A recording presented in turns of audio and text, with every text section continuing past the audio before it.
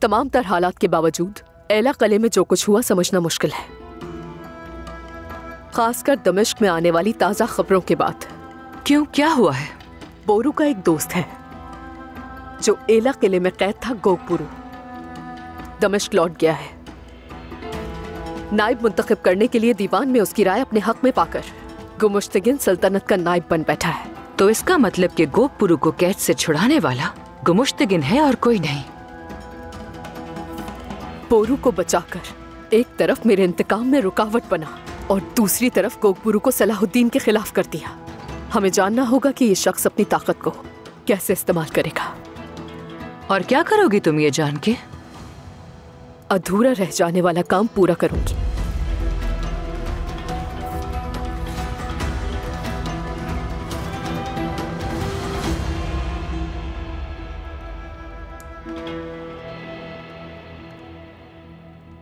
गोगबुरू और तुम्हारे दरमियान जो फासला है, इसकी वजह कौन है मालूम हुआ?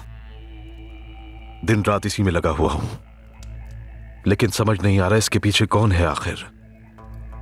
क्या तुमने कभी यह सोचा कि गोगबुरू एला किले से निकलकर दीवान तक कैसे पहुंचा? आपको गुमुश्तगिन पर शक है? उसके आने से गुमुश्तगिन को सबसे ज्यादा फायदा हुआ, ऐसा ही है ना? लेकिन उसने निकाला कैसे?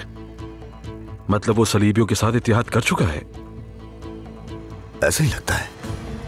हत्ता कि गोगबुरू को वो खत जो तुम्हारी मोहर के साथ भेजा गया था, मुमकिन है कि वो भी उसी की साजिश हो। अगर ऐसा है तो मतलब गुमुश्तगिन इस पर बरसों से मंसूबाबंदी कर रहा है। सुल्तान आली मकाम कारा तेगिन का पैगाम आया है। गोगबुरू ने मजलूम मुसलमानों का बहाना बनाकर बैतुल माल से बहुत सा सोना निकाला है और मुंतकिली की जिम्मेदारी गोगबुरू को सौंपी है। तख्त पर बैठते ही वक्त जाया किए बगैर सल्तनत को लूटने लगे। गोगबुरू जानते बूझते इस लूट मार का हिस्सा नहीं बन सकता। उसने तख्त गुमुश्तगिन के हवाले कर दिया। और क्या चाहते हो बोरू? हम पर हर हाल में सुल्तान इस्माइल की हिफाजत करना हमारी जिम्मेदारी है। भाई, ये मामला मुझे देखने दे। क्या पता गोगबुरू से बातचीत करने का मौका भी मिल जाए और मुमकिन है कि माजी पर छाए सिया बादल छट जाए। एहतियात से, क्योंकि गोगबुरू अब तुम्हारा दोस्त नहीं है।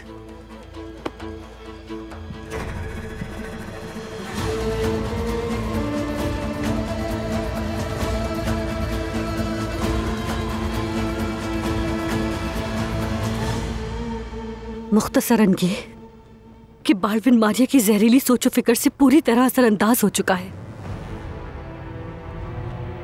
बाज़ंतीनी मैदान जंग में नहीं, एक जहर आलूद मेज पर लड़ता है। मारिया इस काम में माहिर है और वो यही कर रही है। वो अपना जहर शहजादा बाल्विन में घोल रही है। चाहे कुछ भी हो जाए, सलाहुद्दीन हकीम लतीफ के खून की तहकीक करने जरूर आएगा। वो आने वाला है। सुल्तान सलाहुद्दीन ने बाल्विन से मुलाकात की ख्वाहिश के लिए मकतूब भेजा है। मारिया वही झूठ बोलकर हमें हकीम लतीफ का कातिल साबित करने की कोशिश करेगी। सलाहुद्दीन इस बात पर यकीन नहीं करेगा, लेकिन हकीकत जानना जरूरी है। शायद वो उसके बाद हमारे लिए कुछ कर सके। कम से कम मेरी तरफ से लतीफ की ताज़ियत पहुंचा देना। तुम सलाहुद्दीन को एक खत लिखो और उसमें उससे मुलाकात को कहो। मार्कोस तुम्हारी मदद करेगा। ठीक है।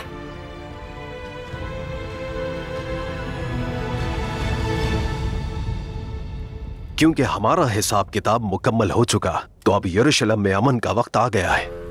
दमिश्क में लोगों को तलकीन के लिए अपने आदमियों को भेज दिया है। ये काफी नहीं कायमाज, काफी नहीं है। नूरुद्दीन जंगी ने जो बीज बोया है उससे लोगों को दूर करना आसान नहीं होगा। हम उन्हें समझाएंगे कि कुछ को वापस हासिल करने के लिए वो बरसों अपनी जान और माल कैसे कुर्बान करते आए हैं, और जब ये लोग कुछ की तमन्ना छोड़ देंगे उसके बाद ही हम लोग खुशहाल हो सकते हैं। उन्हें इसका अंदाजा होना चाहिए। तो क्या मंसूबा है तुम्हारा? अवाम की नजर में कुछ की फतह की सबसे बड़ी अलामत क्या है? वो मिंबर जो सुल्तान नूरुद्दीन ने मस्जिद अक्सा में नस्ब करने के लिए बनाया था। ख्वाब फनपारों के साथ जिंदा रहते हैं कायमास, और जब आसार तबाह हो जाते हैं तो फिर ख्वाब भी सूखे पत्तों की तरह मुरझा जाते हैं। समझे? इस बात से तो आवाम में इश्तियाल पैदा हो सकता है। नई पैदाइश तकलीफ ज़्यादा होती है कायमास, और फिर हम एक नया दौर शुरू कर रहे हैं।